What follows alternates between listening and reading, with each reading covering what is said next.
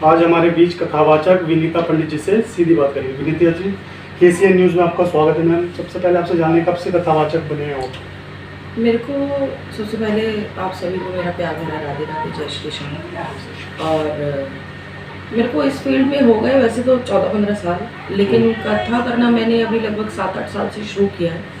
और 7-8 साल में मेरी जर्नी बहुत अच्छी रही, जिसमें कि मैंने सबसे पहले बाबा की कथा करना शुरू करा। और इस फील्ड में अभी तक भी कोई लेडीज़ ऐसी नहीं है जो श्याम बाबा की कथा करती है। उसके बाद मैंने मायरे की कथा करना शुरू करा, नानी भाई का मायरा, नरसी का भार। और हमारे इस एरिया में तो अभी तक कोई ऐसा है नहीं जो लेडीज़ करती हो।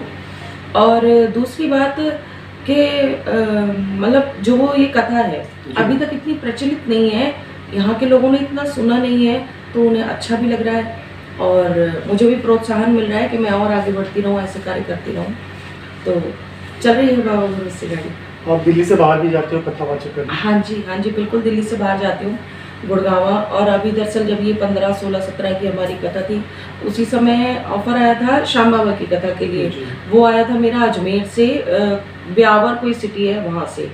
और लेकिन ये था कि यहाँ कथा फिक्स पहले से ही थी, तो एकदम से प्रोग्राम नहीं कर सकते किसी के, तो इस वजह से वो कैंसिल करना पड़ा और शायद उसे नेक्स्ट मंथ हम करें। विनीता जी, आप ये बताइए, आपको अगर संपर्क करना हो कथावाचक के लिए तो किस तरह संपर्क कर सकते हैं? संपर्क आप मेरे को गूगल पे भी सर्च करोगे, मैं आपको गूगल पे भी मिल जाऊंगी। और फेसबुक आईडी भी है, इंस्टा भी है, देन मेरा नंबर भी आप आराम से फेसबुक से या कहीं से भी ले सकते हैं, कोई ऐसी बात नहीं है। और यहाँ पे भी मैं आपको नंबर दे दूंगी, या तो आप स्क्रीन पे चला दीजिएगा, तो आपके चैनल से भी थोड़ी सी मदद मिल जाएगी हमें। तो आपसे ये भी जानने की कोशिश करेंगे, जो आपने अभी कल कथावाचक किया है किसके माध्यम से हुआ सारा? ये जो कथा कराई थी, ये हमारी श्वेता दीदी, हमारे सौरभ भैया और हमारे अंकित पाठक जी, जो कि समाज के जितने भी कार्य होते हैं ना, इन सब कार्यों में बड़े कर्मठ रहे हैं। और अंकित जी तो मतलब बहुत ही ज़्यादा समाज सेवी रहे हैं। हमारे सौरभ भैया सबके भला करने में, गली में कोई बात हो जाए या कहीं कोई बात हो जाए, तो मतलब सब बड़े हेल्पफुल लोग हैं। तो सबके लिए तैयार एकदम खड़े रहते हैं। तो बस ऐसे ही उस दिन बात चल रही थी कि भाई यहाँ कथा ये हुई नहीं है दीदी, आप देखो, चलो जी करते हैं। तो भैया ने एकदम हाँ कर दी। फिर उसमें अंकित जी का सहयोग रहा, उनकी वाइफ का, उनकी माता जी का, सभी का बहुत बड़ा सहयोग रहा, तो तब ये कथा सफल हो पाई। और इसी के लिए मैं आप सबको बहुत बहुत बधाई देना चाहती हूँ कि आप सबने इतना सफल आयोजन किया और ऐसा आयोजन आप कराते रहें और बाबा की कृपा आप पर बनी रहे। भक्तगण की बात की जाए तो कितनी तादाद में लोग इकट्ठे हुए थे? तादाद तो लगभग 400-500 बंदा तो रोज का था ही। इतना तो गैदरिंग शुरू में पहले दिन थोड़ा कम रही, क्योंकि लोगों को ये होता है ना कि भाई एकदम नहीं पता चल पाया था। लेकिन दूसरे दिन से और तीसरे दिन, मतलब 3 दिन की कथा होती है, और 3 दिन तक तो कथा में भीड़, अथाह भीड़ थी, भीड़ का कोई अंत नहीं रहा। और जो होली उत्सव था उसमें तो अगर 500 से ऊपर भी लोग हो गए हो तो कोई मतलब बड़ी बात नहीं है। हाँ, कुछ दर्शकों को संदेश देना चाहेंगे आप? देखिए, मैं तो एक ही संदेश देना चाहूंगी कि नारी शक्ति आजकल बहुत आगे बढ़ रही है, और मैं अपनी बहनों से एक ही गुजारिश करूंगी कि आप आगे बढ़ें, हर फील्ड में आगे बढ़ें और हमारे देश का, अपने घर का, अपने माँ बाप का नाम रोशन करें। क्योंकि भारतीय नारी पहने साड़ी, भारतीय नारी पहने साड़ी, लगावे बिंदी, पहने साड़ी, भारतीय नारी सब पे भारी। बहुत बहुत धन्यवाद आपको विनीता जी, आपने समय निकाला। नमस्कार, KCN न्यूज़ में आपका स्वागत है।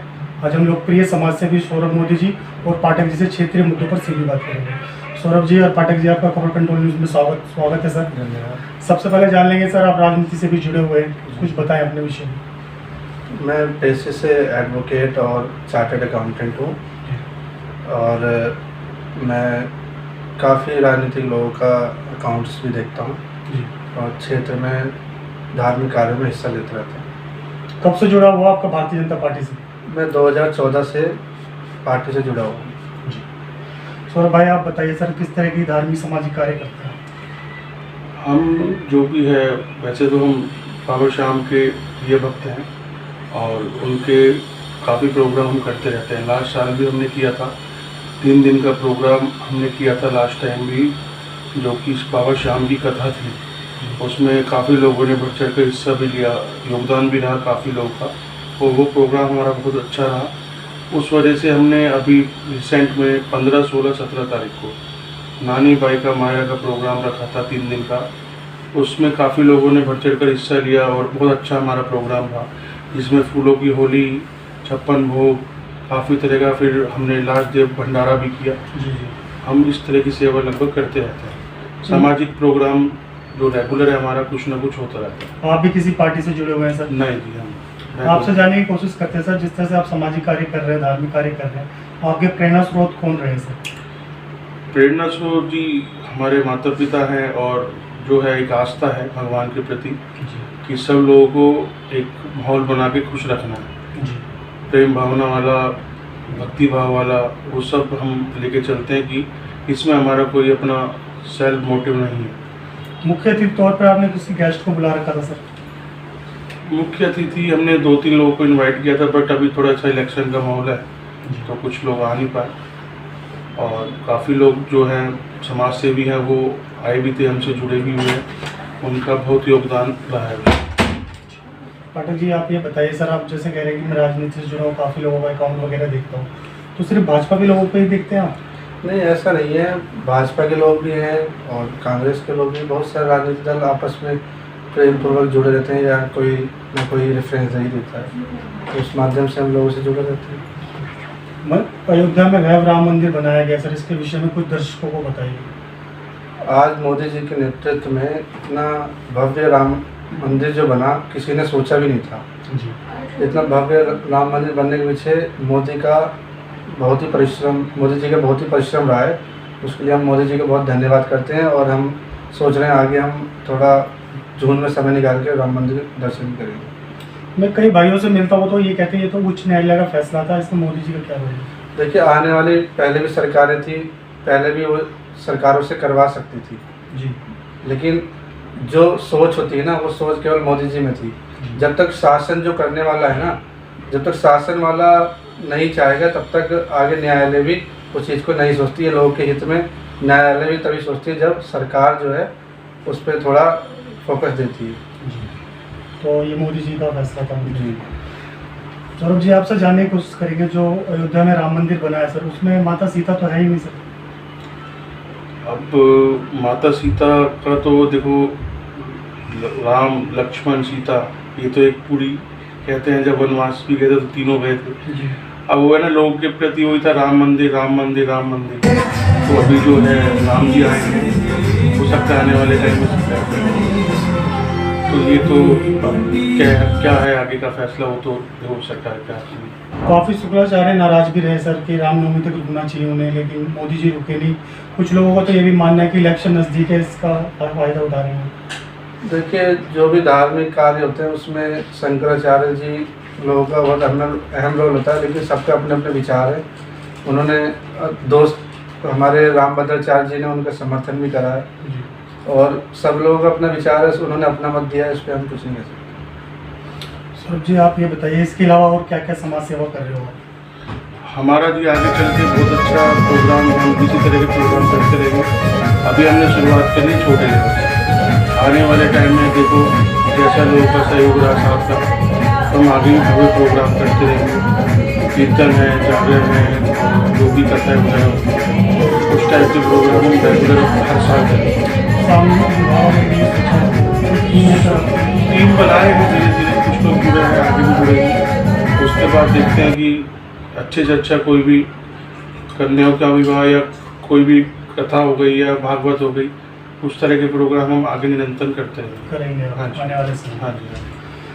दिल्ली में लोकसभा चुनाव नज़दीक है, पाठक जी आपसे जान लेंगे कितनी सीट आने की संभावना लगती है?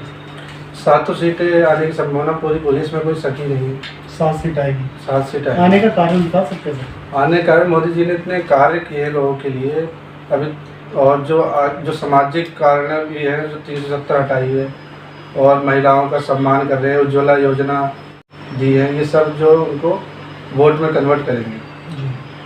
लेकिन कहीं ना कहीं अगर सांसदों की बात की जाए तो उनकी लोकसभा में देखिए समस्या को हम समस्या का अंबार देखिए, कोई भी सांसद जो है सर्व विकास नहीं कर सकता। कहीं ना कहीं किसी न किसी रूप में कोई ना कोई चीज़ें रह जाती हैं, उसको जो है धीरे धीरे आने वाले अंतराल में उसको पूरा कर दिया जाएगा।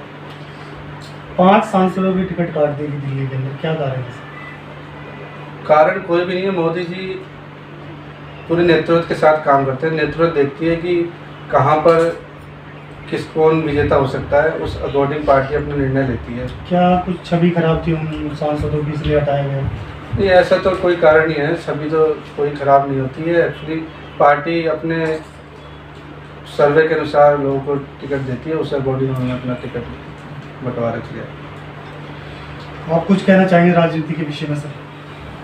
राजनीति के विषय में तो मैं ये कहना चाहूँगा जी, इस बार भी बीजेपी सरकार आए और जिस तरह से यहाँ हमने देखा है आने वाले 10 साल में जो बैक हम पीछे जाएं तो बहुत ज़्यादा तरक्की हुई है बीजेपी के राज में और आगे इसी तरीके से होगी।